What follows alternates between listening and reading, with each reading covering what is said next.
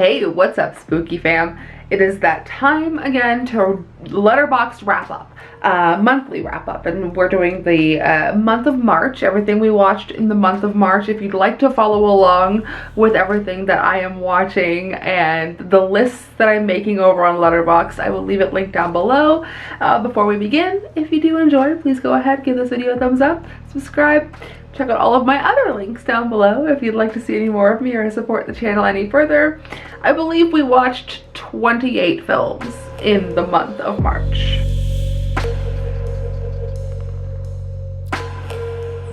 I feel like that is a little bit low for us. We were doing so good at going like 40 plus at the beginning of the year and like in December, but I think we'll get back on our horse pretty soon. So let's begin. Move over a little bit so I can insert everything here. Let's begin with March 1st. We watched Lisa Frankenstein, and I genuinely wanted to hate this movie. I really did. I did not think it was a movie for me. I loved it. I laughed, I cried, I had so much fun with Lisa Frankenstein, and I would genuinely watch it again. I liked it that much. I love the aesthetic, I loved the directing, I loved Diablo Cody having a hand in it. I love that it's apparently set in the same universe as Jennifer's Body. I just thought it was a fantastic little comedy horror love story. On the 2nd, we watched a movie called Femme, which is the full length to the short film, and this movie gave me so much anxiety. It ended up being a really cool revenge tale, and George McKay is like written so far out of his normal typecast in this, and it was really good. I really enjoyed it. I will say that it feels like they're just kind of beating up the one character the whole time, which is kind of what I had a problem with, but as a revenge story, I really enjoyed it. Also on the 2nd, I won't really talk too much about it because it's not a horror film, but we did watch The Sweet East, and there was someone getting their head shot off in this film that I was not expecting, and I thought it was the best part of the film. Anyways, also on the 2nd, a movie we had to shut off, Necromantic 2. I would not have had a problem watching this. Like, it was just really, there was a dismemberment scene that was really gory, and I had made a shepherd's pie for dinner. I was eating, I was enjoying my life, enjoying my meal, and then this scene happened and I got queasy. I normally have a rock hard stomach when it comes to like horror. I normally don't ever feel like that when it comes to horror movies, but this film, and I believe we talked about Headless last month. Yeah, those are two films that I couldn't sit all the way through. Eating dinner both times, but yeah, Necromantic 2 was rough. On the 3rd, we watched a newer horror anthology called The United States of Horror. I will be doing a video on this and part 2, so I won't talk too much about it, but it is narrated by Doug Bradley, and I think it is the best part of the movie. On the 3rd also, we watched a documentary, two actually documentaries, one called Open Wide, which is about the doctor who started the mewing trend. If you guys know about not familiar besides this movie, but when people suck in their jaw to become perfect or whatever, to look like you have a jawline, and he had a whole dental technique that was kind of more for vanity and not really for the benefit of, I don't know, he just wanted kids to look perfect. That's what that one's about. And then we watched Who Took Johnny, which was a 2014 documentary about a missing paperboy and the story of how the kid's face ended up on the milk carton. So those are two documentaries that we watched. And also on the 3rd, we watched a movie that, if you guys follow me on social media, I have been singing the praises of this movie since we watched it. I loved it so much. A little film called Bitch Ass, and I just thought it was so original. I thought it was so good. I love the game aspect of it. I love Tony Todd being in it. I love the fact that it's about the first black masked serial killer. I thought that was such a nice touch. It is such a great story, an original story told through the lens of it's so good. I can't tell you enough how good it is. Like, don't sleep on it. On the 4th, we watched a little film called Sunchoke, and it was my second time watching it. I really wanted Alex to see this. This is starring Barbara Crampton in probably one of her best roles. But this is just a little film that I feel like people sleep on, and it is really cool. I've recommended it before. On the 6th, we watched a little afternoon, I wouldn't call it a good film, but it was a film, Lucio Fulci's Manhattan Baby, and I feel like this is just kind of catching up on our 80s horror, because you guys know I'm super huge into 80s horror, and I'm just trying to suck in all that knowledge. But we followed that up with a film called Megalomaniac, and honestly, this was one of the harder films I've watched this year.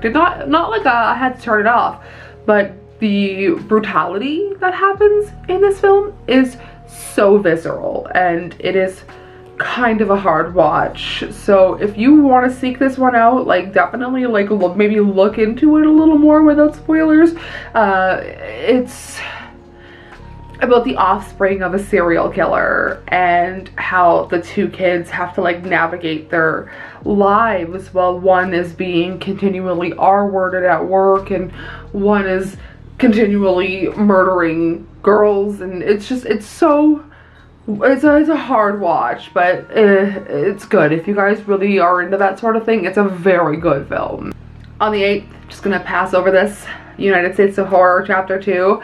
Like I said, we'll be doing a whole video on both of the anthologies. And then we did a rewatch of The Conspiracy. It's like a mockumentary. I didn't like it. The first time I watched it, didn't like it the second time I watched it. I don't know why that one just doesn't sit with me. This director also put out a film with Dylan O'Brien and Micah Monroe called Flashback, but that's also on my watch list and have not watched it yet. Also on the 8th, we watched Hackers. I loved Hackers. I wanted to watch it for the style, for the vibes, you know, and it really did not disappoint.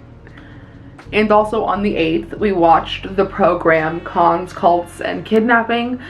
If you guys have been following any sort of media about the like torture schools, that's what I'm gonna call them, this one is just another installment to that. It's really rough. It is a rough watch, but once again, a very good documentary. I believe it's 3 parts, and that one is deserving of 3 parts because it is so interesting and so sad. On the 9th, we watched Ghost Watch. I'm just trying to prepare for Late Night with the Devil, trying to get those kind of vibes. It was fun. It was a fun watch. On the 10th, though, we watched the documentary Navalny, and we were preparing for the Oscars because I believe that won last year's Best Documentary Feature. And unfortunately, Navalny is no longer with us, and he was such a bright, exuberant man, and I was rooting for him the whole time. I really was. And I believe his wife was running against Mr. Vladimir, and just hope nothing happens to her. On the 16th, we watched Out of Darkness, and it wasn't up my alley, I will be honest with you. You can't yuck people's yums. You can't really shit on things if it's someone else's favorite movie, but I will say the caveman horror really wasn't for me. But if you liked it, awesome. On the 17th, we watched A Bucket of Blood with the Joe Bob. We had to catch up with the Joe Bob Roger Corman special, so we caught up with the first movie and A Bucket of Blood. And if you like art, this one is like heavy in the art, pottery, music, jazz world. It's definitely like not something I would have seeked out on my own, but watching it with Joe Bob and like having facts and things like told to you throughout the film, and actually seeing the interview with Roger and Julie Corman made the movie so much more special. On the 17th, we also watched Coming Home in the Dark. This one, you want to talk about a good revenge film? This one, I believe Elric Kane from the Colors of the Dark podcast said this one is rated H for Haneke, and if you guys know what that means, you guys have seen like Funny Games or like The Piano Teacher Cache, so it's a hard film to watch, you know. It was very hard to watch, but it was very good. I gave it 4 stars. I really enjoyed it. And then another movie I gave 4 stars to on the 17th was Dix the Musical. I had different expectations going into this, but when those little Henenlotter sewage boys popped out, it sold me. I loved it. This was so campy, so stupid, so funny, and so disgusting at the same time. I want more like that. And then on the 17th before bed, we watched Cube because I had never seen it before. Did I think it was great? No. But do I love the subgenre of people having to find out how to get out of a place before they die? Yeah. On the 20th, I watched, because I did a short film reaction, you guys have probably seen it by now, I watched T is for Thread, which is by the same director as Z is for Zygote from the ABCs of Death, who is also doing In a Violent Nature, which is coming out soon, which looks so good. On the 22nd, I really don't have any explanation for this. We watched Minghags, which is a Bam Margera directed film, and I'm sorry guys, I am BAM till I DIE. I have been on the Bam Margera train since like 2004. It's been like 20 years. I cannot give up now. So that was a nice rewatch.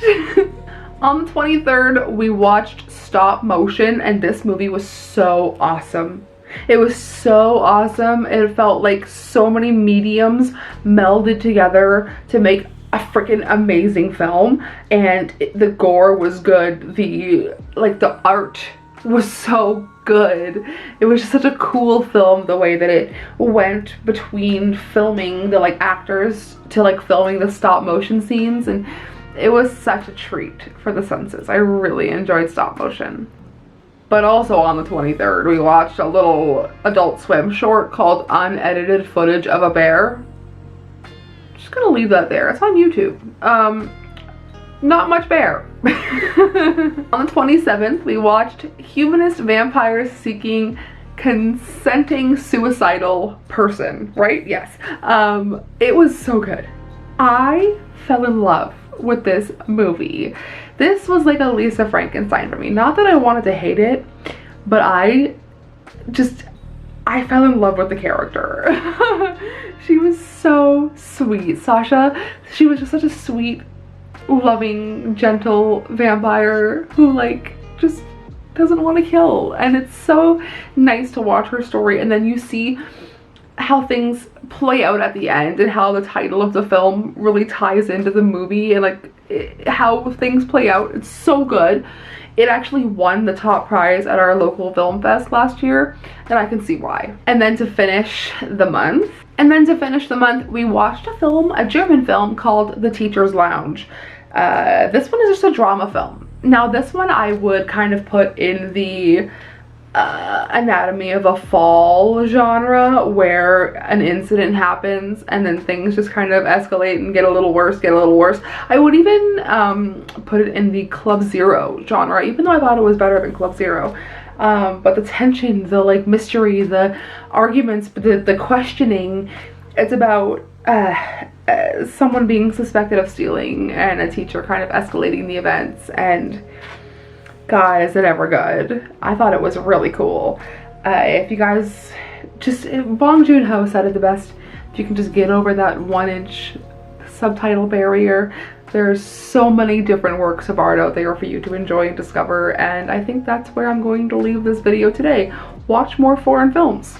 I hope that you guys enjoyed. I'm gonna go get some Taco Bell, and I will see you guys very soon. I have so many videos pre-recorded, so you're gonna see a lot of me. Sayonara, suckers.